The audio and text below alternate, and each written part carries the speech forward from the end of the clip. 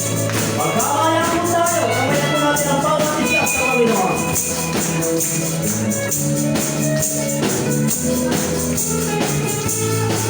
Awitan, pag-awitan. Welcome po sa mga dumarating. Ang pangalan nito kailan pa man. Minsan pa, awitan. Pupurihin ang pangalan nito kailan pa man. Minsan pa, pupurihin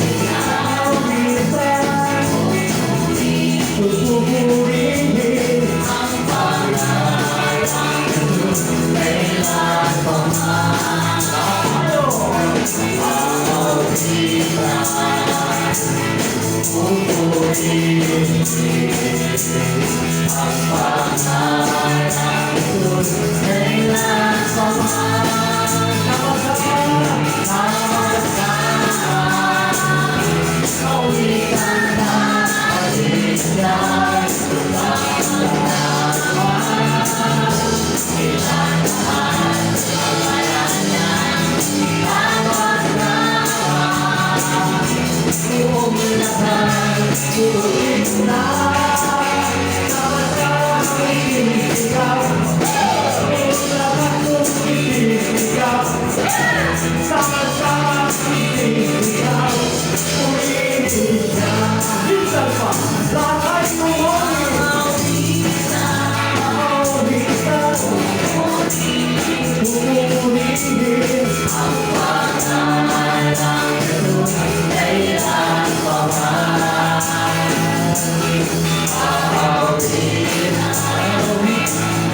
Pupurihin ang pangalan nito kailan pa man.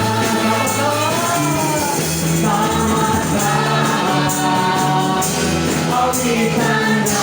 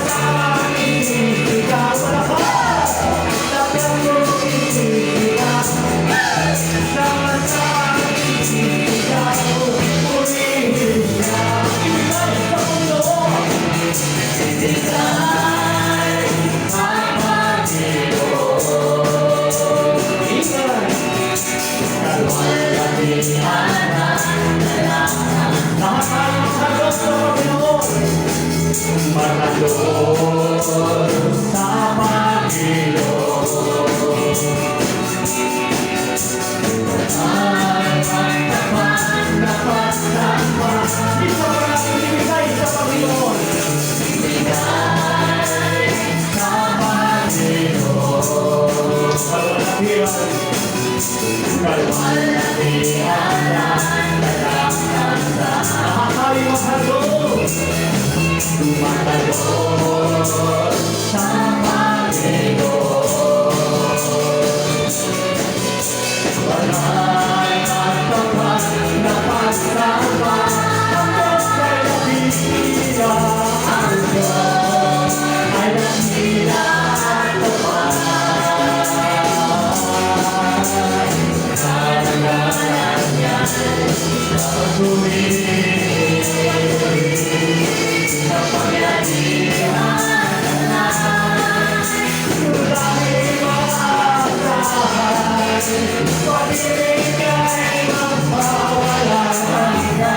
Sabay-sabay natin ibigay sa Panginoon.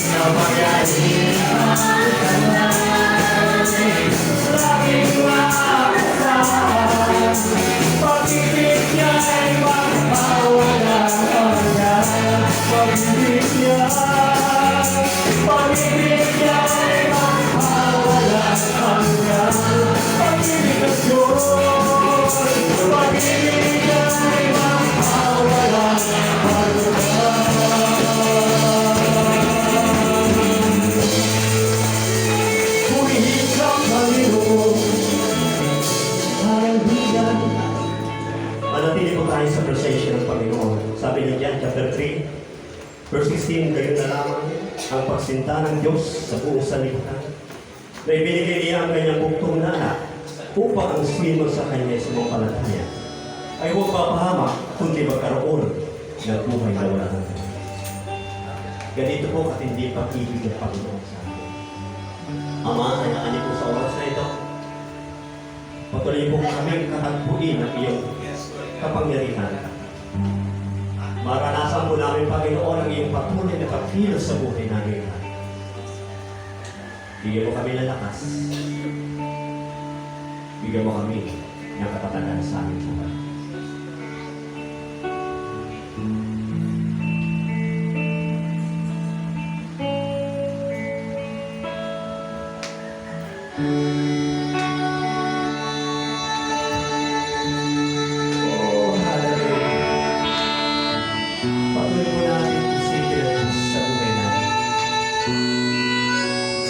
Sabi ng ulong sa chapter 3 verse 1 to 2, Ate ilaga sa Panginoon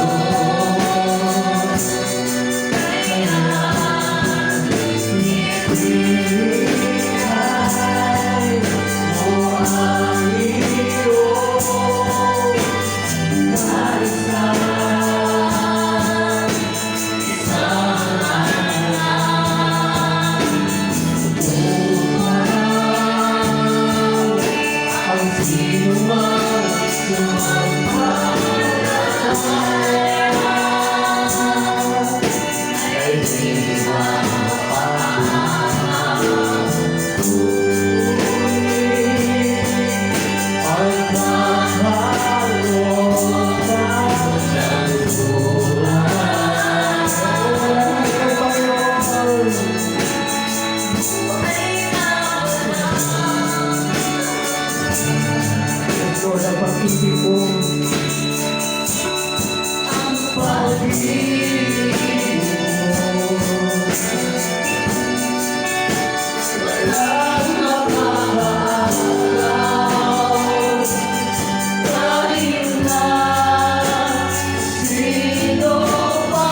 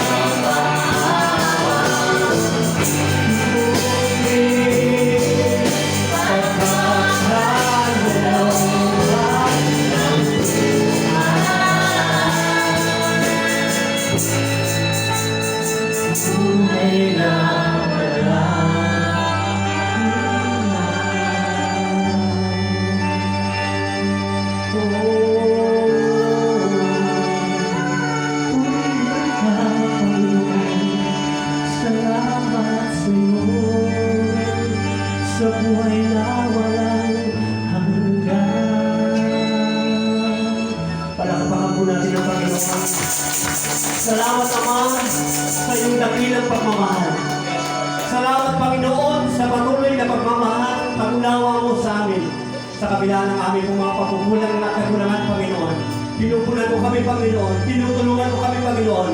At marapat na purihin at marapat lamang na lagi po namin pinupunin na. Kaya hindi lamang po sa araw na ito, kundi sa amin pong pamumuhay araw-araw, makita at magunita po namin kung paano yung hirap at pasakit na iyo pong pinamalas mo sa amin, Panginoon, para hindi po kami mapunta doon sa nag-alab na impyerno. Panginoon, salamat po, Ama, at hayaan mo kapangyarihan ng Banal na Espiritu ang siyang bumilos sa iyong mga salita, sa magpapahayag ng iyong mga mensahe, Panginoon. Buksan mo po ang aming pong mga kamalayang espiritual na patuloy o Diyos na makita namin ang kalwalatian mo, Panginoon. Makita ang iyong kapangyarihan, Panginoon. At maranasan, Panginoon, namin ang iyong pagkilos, ang paggawa mo, Panginoon, sa buhay namin lahat. Sa iyo po namin pinabalik na ingat ang lahat ng papuri. Walang hanggang pasasalamat sa tanging pangalan ng Panginoon Jesus. Amen.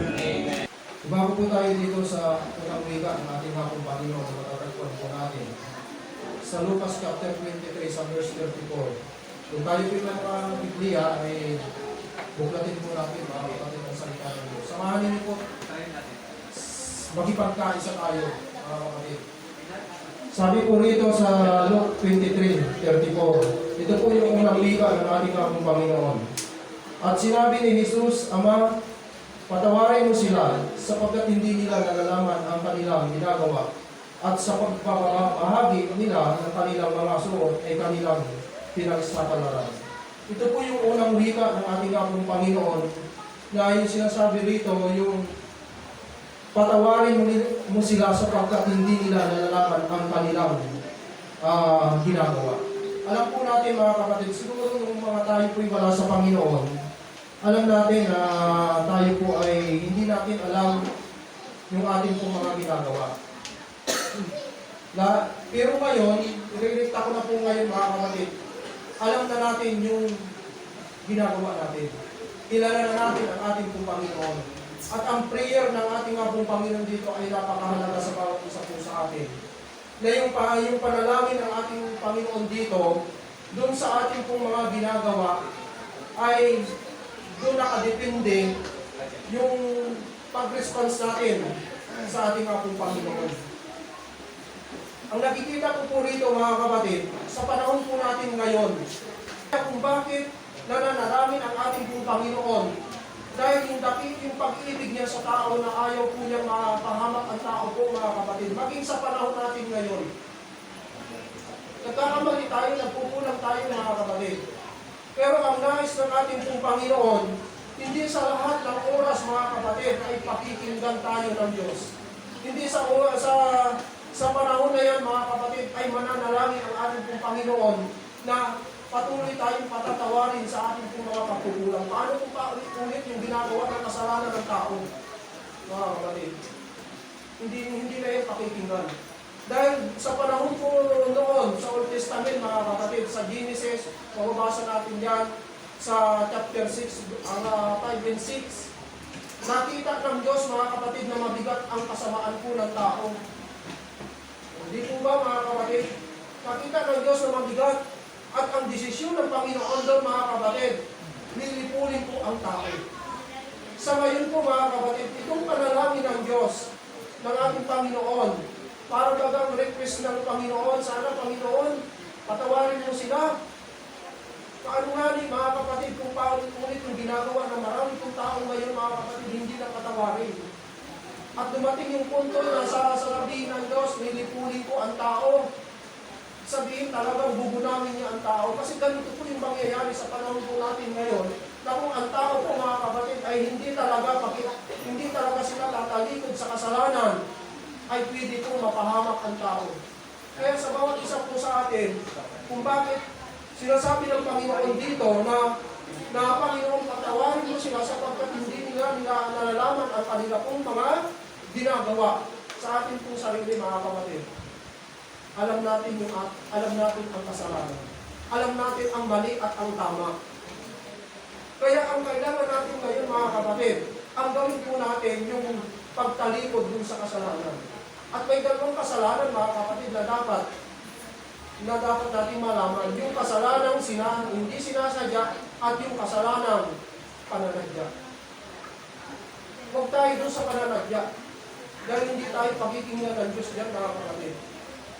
Kaya dito, mga kapatid, doon sa kanilang ginagawa. Kasi ang tao po, mga kapatid, sabihin pa natin, sa panahon ba natin ngayon, inosente pa po ang tao ngayon sa paggawa ng masama o sa paggawa ng mabuti. Hindi na inosente ngayon ang tao po, mga kapatid, dahil ang salita ng Diyos ay naipapalaganap na ito, na ituturo na ito sa marami pong sa iba't ibang bahagi po ng mundo, mga kapatid. Kaya ang nais ng ating pong Panginoon, sabi doon sa 2 Peter chapter 3 verse 9, mapagpahinungon ang Diyos. Hindi niya iibig na ang lahat po ay mapahamak, kundi ang lahat ng tao po ay magsisi. Yan yung paraan, mga kapatid.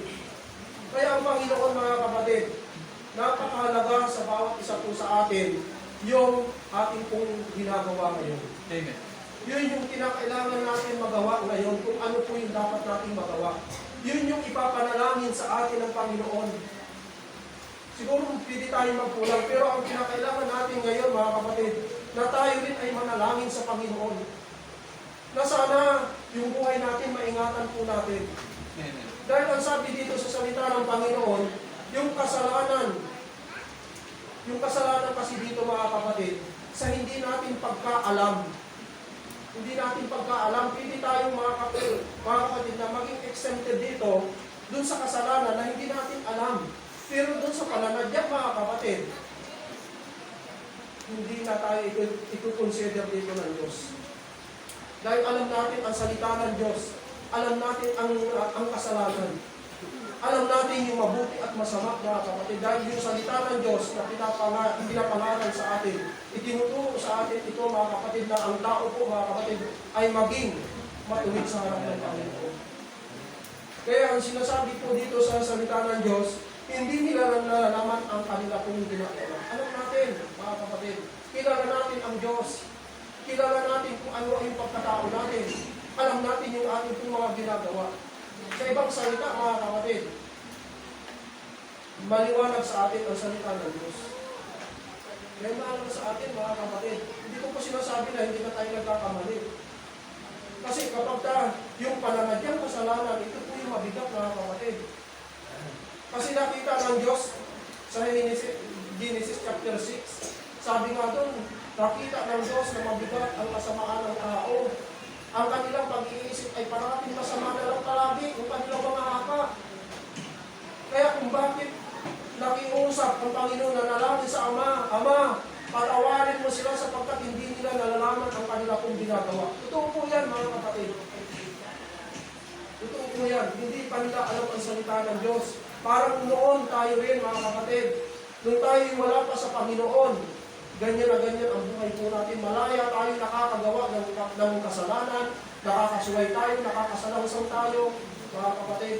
Kaya dito po sa salita ng Panginoon, yung prayer ng Panginoon, na nagre-request ang Panginoon sa Ama na sana mapatawad po tayo sa ating mga kasalanan. Meron pong sinabi yan, mga kapatid, doon sa Hebreo. Basahin ko po itong Hebreo, chapter 8 sa verse 12. Sabi dyan, sapagkat ako'y magiging mahabagin sa kanilang kalikuan at ang kanilang mga kasalanan ay hindi ko na aalalahanin pa. Kung totoo tayo talaga, mga kapatid, magbabago ng buhay po natin, kayang baliwalain ng Diyos ano man yung kasalanan natin. Totoo lang tayo na magsisi sa Diyos. Totoo lang tayo, talikuran talaga natin ito, mga kapatid. Ako hindi ko rin masabi na tayo ay nakakagawa ng mabuti. Pero kung sa atin, sisipatin na talaga natin at uunawain natin ang kalooban ng Diyos, sisipatin talaga natin na maging matuwid sa harap ng Diyos. Kasi dito, mga kapatid, sabi dyan, sapagkat ako'y magiging mahabagin sa kanilang kalikuan. Sa ibang salita ba, mga kapatid, natutuwa ang Diyos na ang ating pong buhay ay ganito, na laging ligo? Laging nakakagawa tayong masama? Hindi ganoon, mga kapatid, mahabagin ang Diyos. Yung mahabagin dito, mapagpahinuhot ang Diyos, inaabot tayo sa pamamagitan po ng panalangin sa Panginoon na idinudulog tayo sa Ama para po tayo, mga kapatid, ay ingatan at iligtas. Yan yung mga bagay. Naaawa sa atin ang Diyos kahit na sa ganung kalagayan ng ating buhay. Minsan nasasabi natin, ang taong ito wala nang pagbabago. Minsan may mga ganon, mga kapatid. Pero kung makikita lang natin na ito yung tao na ito na totoong magsisisi, kahit anong laki ng kasalanan, mahabang po tayo, mga kapatid. Ganyan ang Diyos po, mga kapatid. Akala lang natin, mga kapatid, sa bawat isa po sa atin, na sa paglilingkod natin, hindi sapat yung tayo nakakapagturo, nakakapangaral. Mga kapatid, ang mahalaga dito, mga kapatid, yung totoong pagtalikod sa kasalanan. Yan po yung kailangan natin, mga kapatid. Lalo na kung alam natin ito, mga kapatid, ay nakakasira sa ating pong kaluluwa. Mga kapatid, mahirap po yun. Siguro, mas maganda, mas maigi na lang siguro, mga kapatid, kung hindi talaga natin inaakala. Hindi na talaga natin na sinasadya, mga kapatid. Siguro mauunawaan tayo ng Diyos dito. Pero dun sa kasalanan, mga kapatid, na pananadya, nakita natin, mga kapatid, anong ginawa ng Panginoon? Nilipol niya ang lahat ng tao. Lahat ng masasama. Kaya dito, mga kapatid, yung mahalaga sa bawat isa po sa atin, sana makita po rin natin, magawa rin po natin, mga kapatid, yung kahalagahan ng panalangin ng ating pong Panginoon. Na yung panalangin ng ating pong Panginoon sa yung ginawa natin, sa ginagawa natin, mga kapatid, sana makita natin. Ang isang makita natin dito, mga kapatid, yung hindi po tayo makasuway. Hindi natin pinaplano yung kasalanan. Hindi natin ito sinasadya. Kasi yung salita ng Diyos, ito yung nagtuturo sa atin. Ako nagkakamali rin. Nagkakamali pero hindi natin ito pinaplano. May mga kahinaan tayo, nagkukulang tayo, pero yung paplanuhin natin, ito yung hindi tama, mga kapatid. Yun ang hindi tama. Kaya ang sabi po ng salita ng ating pong Panginoon, sabi po niya, masahin ko po itong sa Gawa chapter 3, sa verse 17. Ang sabi po dito sa salita ng Panginoon, Acts chapter 3 sa verse 17, sabi po dito, at ngayon, mga kapatid, nalalaman ko na ang inyong ginawa yaon sa di pagkaalam. Nalalaman ng Diyos, mga kapatid, kung bakit tayo nagkukulang. Kung bakit tayo nagkakamali sa ating mga kapatid. Alam niya ng Diyos, dahil hindi pa tayo malalakas, may mga kakulangan pa po tayo. Kaya sabi diyan, at ngayon, mga kapatid, nalalaman ko na ang inyong ginawa yaon sa di pagkaalam, gaya rin naman ng ginawa rin naman ang inyong mga pinuno. Sa hindi natin pagkaalam, kaya tayo nagkukulang. Ibig sabihin, mga kapatid, hindi tayo nananadya ng kasalanan. Kaya yung dapat na magawa po natin, mga kapatid, ay yung totoong pagtalikod dun sa kasalanan. Paglayo, paghiwalay, yan ang sikapin natin, mga kapatid. Tayo kumakain, tayo umiinom, nakikibahagi tayo sa katawan, mga kapatid, para maiharap na tayo ng sakdal at matuwid sa harap ng Panginoon. At yun yung prayer ng Panginoon.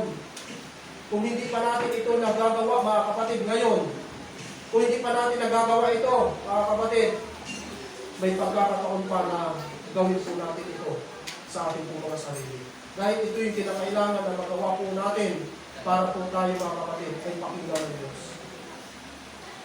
Pwedeng ikapahamak natin ang hindi natin pagsasagawa nito, mga kapatid. Hindi tayo nagtatakutan dito, mga kapatid. Dahil yung aral ng Diyos dito, mga kapatid, yung prayer ng Panginoon ay napakahalaga nito sa prayer niya ng Ama na nasa langit. Ang nakita ko nga dito na unawaan ko, paano kung hindi pakinggan ng Diyos? Katulad ni Abraham, nakipagtawaran hanggang 10, hanggang 5 yata po yun, mga kapatid. Kung may 5 ba, bubulawin ninyo, Panginoon? Kung may 10? Ganun, mga kapatid, yung ganun inaabot tayo ng Diyos sa kalagayan natin ngayon. Gusto ng Diyos na tayo po ay maligtas. Kaya yung patawarin tayo ng Panginoon dun sa ating pong mga ginagawa para po tayo ngayon, mga kapatid, ay maasikaso natin, maharap talaga natin yung ating pong mga kaluluwa po mga kapatid. Kaya yung kasalanan hindi sinasadya, yung kasalanan pananadya. Yan yung po yung huwag natin yung gagawin mga kapatid. Dahil sabi nga po ng salita ng Panginoon, doon sa Matthew chapter 12, sa 31 and 32 mga kapatid, sabi nga doon yung isipin na lang natin ito mga kapatid sa mga katulad po natin Kristiyano. Sabi nga doon mga kapatid, mapagsalitaan na lang natin ang Panginoon, pero yung pamumuso sa Espiritu Santo ay walang pakatawaran. Di po ba mga kapatid? Ang tindi po nun mga kapatid. Basahin ko nga po yun para makitaan po natin. Matthew 12 sa verse 31. Sabi nga po rito sa 31, "Kaya sinasabi ko sa inyo, ang bawat kasalanan at kapusungan ay ipapatawad sa mga tao, dapat ang kapusungan laban sa Espiritu ay hindi ipapatawad." Ito ba mga kapatid? Lahat ng kasalanan, hindi po tayong mapatawad ng Panginoon. Kaya sabi ng salita ng Diyos, ako'y magiging mahabagin sa inyong kalikuan at kasamaan, at ang lahat ng mga bagay na yan ay pwede kong baliwalain. Pero yung ganitong pamumuso sa Espiritu Santo, mga kapatid, hindi wala itong kapatawaran. Sa ibang salita, mga kapatid, ang salita ng Diyos ay spiritual. Mga kapatid, spiritual po ang salita ng Panginoon. Kaya gusto ng Panginoon na ang salita ng Diyos, maunawaan po natin. Sana sa bawat isa po sa atin, sana ang prayer natin, mga kapatid, sa tuwing tayo po nag-aaral ng salita ng Diyos, sana ang prayer natin, tulungan tayo ng Diyos na ang buhay po talaga natin ay maging matuloy. At unti-unti talaga natin mabago ito at mataliguran talaga yung mga gawa dito po sa sanlibutan. Yun yung kinakailangan ng maging prayer natin. Kasi ganito yung nakita ng Diyos, mga kapatid. Sa marami pong tao ngayon, mga kapatid, nakikita ng Diyos ngayon, mga kapatid. Sabi nga, nakita ng Diyos na mabigat ang kasalanan ng tao. Sa mga nakikita natin ngayon, mga kapatid. Ngayon, ang dami po ngayon. Siguro may mga ilan, siguro mga nagliligo. Hindi po ba? Kaya hindi mawawala yan sa panahon natin ngayon, mga kapatid. Kaya yan po yung kinakailangan po natin ngayon na sana yung prayer natin sa Panginoon, mga kapatid, ay magawa natin yung talagang talikuran natin yung kasalanan at kasamaan. Maging ako, maging sa lahat, mula sa leader hanggang sa membro, dapat ganito po yung kinakailangan po natin gawin. Mga kapatid, gawin natin yung pagtalikuran dun sa kasalanan. Huling talata na lang po, babasahin ko dito huling talata po mga kapatid. Sabi po rito sa salita ng Panginoon, sa Joel chapter 2 sa verse 18, ang sabi po rito, noong ang Panginoon ay naging masikap sa kanilang lupain at nahabag sa kanilang bayan. Ang Diyos po mga kapatid, yung katulad na po kanina, yung prayer ng Panginoon, siya po ay nakahabag sa atin. Noong panahon, siya'y nagsikap, mga kapatid, para po tayo ay iligtas. At hanggang ngayon, mga kapatid, siya'y naaawak at nakahabag po sa atin. Sa ibang salita, gusto ng Diyos na tayo po ay iligtas sa ipapapahanap ng ating mga kaluluwa.